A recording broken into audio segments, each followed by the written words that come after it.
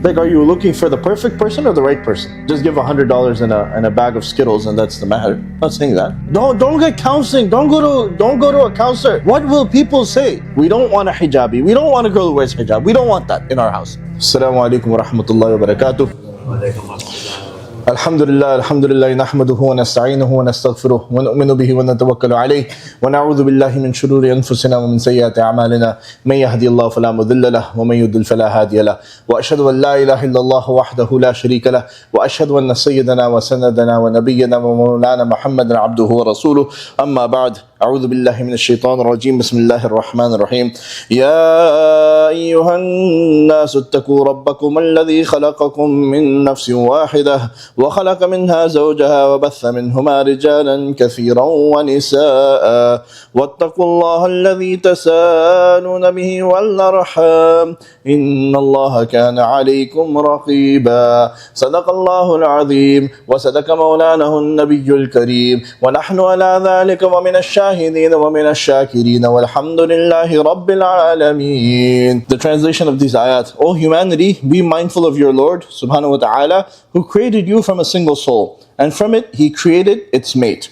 And through both He spread countless men and women, and be mindful of Allah in whose name you appeal to one another, and honor family ties. Surely Allah is ever watchful over you. So today, what I was asked to talk about, somebody requested this, was, right now it's summer. Summer and December are generally known as marriage season.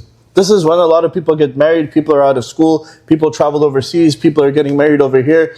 This is generally seen and known as marriage season. Now, we get all focused on the wedding. We get focused on, the only element anybody focuses on is the wedding itself. That's it. Not the guy, the person, who he is, how are his a'mal, what kind of a person he is, how are his akhlaq, none of that. The girl, how is she, how is her akhlaq, how are her a'mal, none of that. Generally, it's for the girl trying to find a guy who has a good job and a good house. And, that's about where it ends. And for the guy trying to find a beautiful wife who comes from a good family. And that's it, right? Everything else goes down the drain. The importance in society and the importance that it should hold to each and every one of us to raise our children in a manner that when they come upon the age of marriage, that we're presenting to the other party an exemplary, an excellent member of society. Somebody who follows the footsteps of our beloved Prophet Muhammad sallallahu alaihi wasallam to a very high level. And a person who has a drive, who has a motor, and who works hard, who hustles and bustles to provide for his family. He's honest, he has integrity. These are the kind of qualities, not just in him and her as well, that we should be looking for, the whole package. We should be looking for everything. The whole package doesn't mean car, house, and bank balance and degree. This is not the whole package. This is only one side and one element of trying to find a good spouse. Only one element. What happened to the akhlaq? What happened to the amal? We see the degradation of society. We see the fall of society. We see what's happening in our society. That people are like, it's okay, get them married now. They'll start practicing later. Later never comes.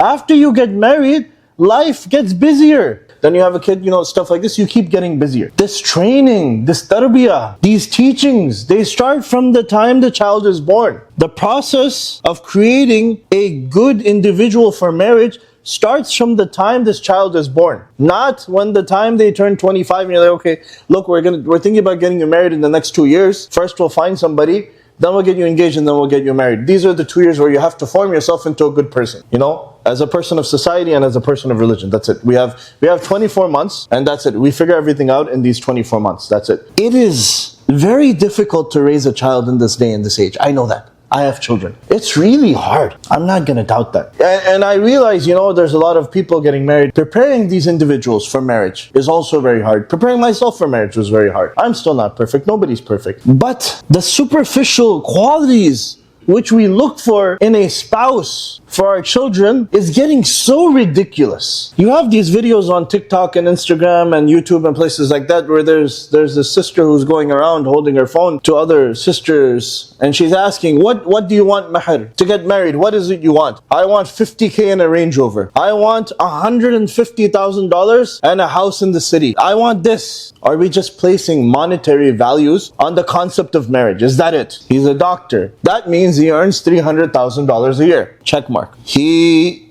has a nice house. $500,000 house. Check mark. $500,000 house. Now the guy's considered poor. Then he has a nice car. He has a Lexus or something like that. If his doctor drives a Camry, they think he's like the poor doctor. He's probably like the janitor at the hospital or something like that. All these check marks. Does the person have akhlaq? Is he a good person? Who knows? Does the person even consider praying? Consider praying. Let's not even go to is he a musalli at the masjid praying 5 times a day. Let's, even the concept, does he pray? We don't know. We don't care. What does that matter to us whether he prays? That's between him and Allah. Does this person associate with Muslims or not? Does he hang out with Muslims or not? We don't care. He can have whoever friends he wants. Does this person go out on weekends? During the course of his college education, was he a drunkard? Was he an alcoholic? Was he partying? Who cares? He can give my daughter a nice house and a nice living, and he'll take care of her. Now when they have kids, your daughter's calling you, my husband's not home, he's out drinking with his friends. Oh daughter, just put up with it, he'll become better. You didn't look for better. You didn't look for good. You looked to fill the pockets. You looked to fill the bank balance.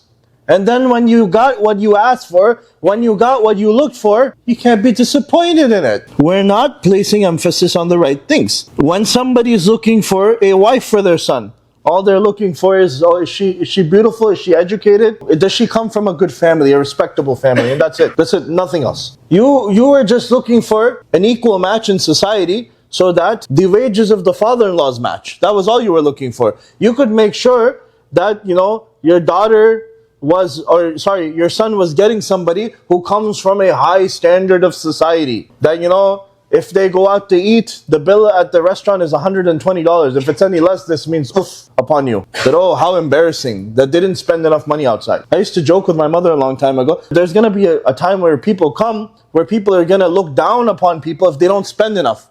And you know what happened? That time came. If you don't buy your wife an LV bag, Louis Vuitton, and she doesn't have that bag in her arm, like a $500, $600, $1,000 bag or something like that. Oof, look at this guy. He doesn't even treat his wife well. What's wrong with him? This guy might be taking care of his wife. He might be taking care of his kids. He might be taking arrows on the back. But nobody's looking at that because nobody sees that. Nobody wants to see that. All they're looking at is what bag his wife has on her hand. We have become such a superficial society.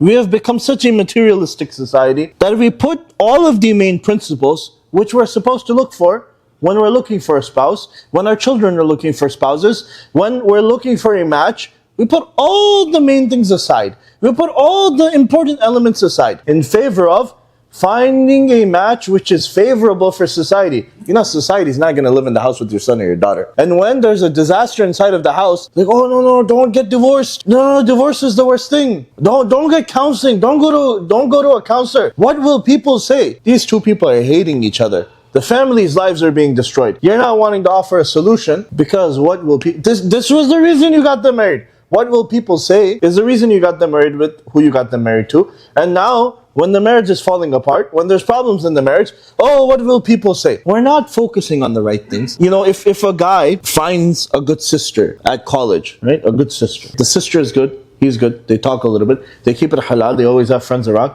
And then they come to the parents and they say, this is a girl, I want to marry her. She's from an ethnic background, she's different. From socioeconomic background, she's a little bit different than us. But we get along. We both believe that we should raise children who, follow the kalima of La ilaha illallah Muhammad Rasulullah. We both pray. We want our children to pray. We want our children to acquire some knowledge with deen. We want them, they speak about all the religious stuff. They have all that figured out. Everything figured out. But her dad isn't like an engineer or a lawyer. Why would you want to marry her?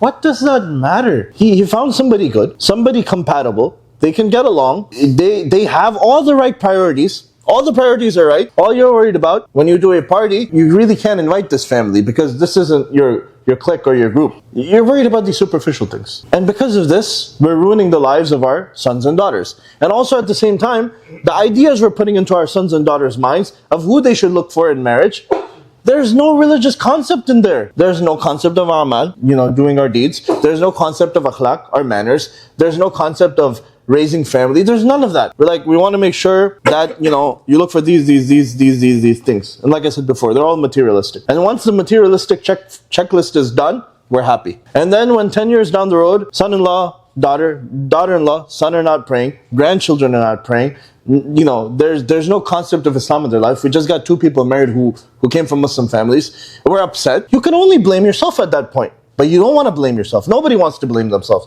Nobody wants to blame themselves for their shortcomings. And nobody likes to take responsibility of their actions. That's a problem we have right now. What is it? Common sense isn't so common anymore. So this is what common sense says. Find the right match. Or if they find the right match, put them through all the challenges, meaning you put them in front of a premarital coaching session or something like that, and they ask them all the hard questions, and they put them through that. And then when they realize, okay, this will work out, the coach themselves or the counselor themselves will tell you, this seems like everything is going to work out because they agreed. And consistently they go through, even throughout the course of marriage, they look towards people to help them through conflicts and stuff like that.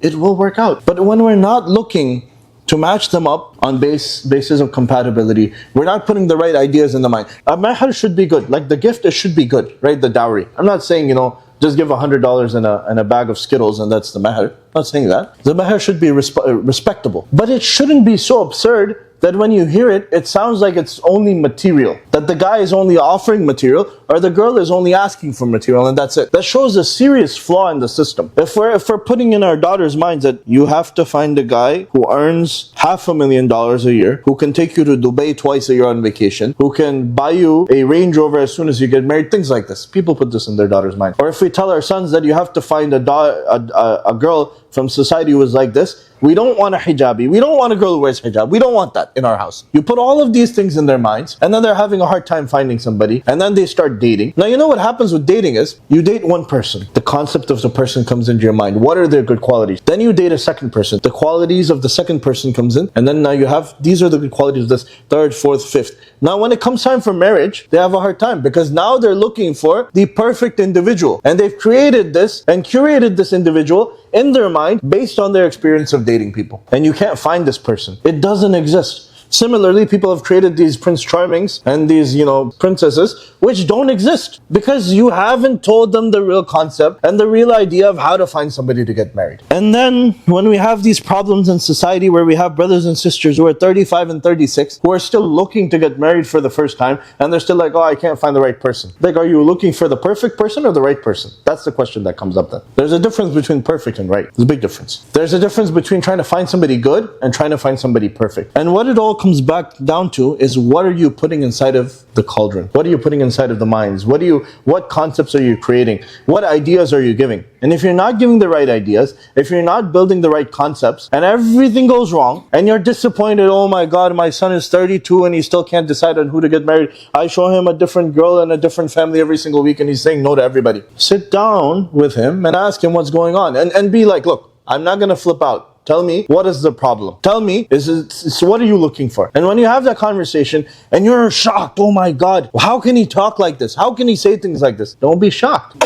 You didn't ask questions over the course of the time as he was growing up, when he was from 20 to 32 now, and now you're shocked. You should have been asking those questions those 12 years, or you should have been at least placing the idea, son, I want you to get married. I want you to find a good wife. And I want you to be a good Muslim, a good moral Muslim. I don't want you, doing immoral acts, going out with women. I don't want you drinking. I don't want you doing these things. You didn't say these things. You just expected them to know that's what you expect. You didn't say all of these things. And then when everything goes wrong, you're in shock. Oh my God, what happened? Don't be in shock. Do the right thing and have these conversations. So may Allah subhanahu wa ta'ala give us tawfiq. May He give us a better understanding. Subhana rabbika rabbil izzati amma yasifun wa salamun ala al-mursalin walhamdulillahi rabbil alameen.